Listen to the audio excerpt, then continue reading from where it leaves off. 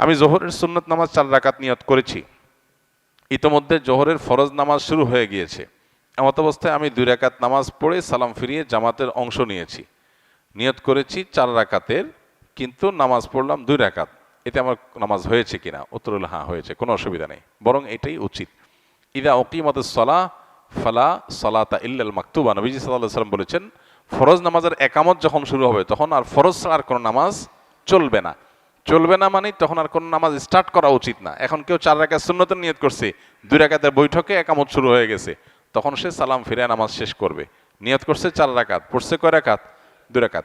প্রতি 2 রাকাত ফরজ নামাজের বাইরে সব নামাজগুলোতে প্রতি 2 রাকাতের পর একটা কি আসে? স্টেশন আছে, চাইলে সেখানে ক্লোজ করা যাবে। এর কারণে কোনো গুনাহ হবে না, সেজদা সাও দিতে হবে না।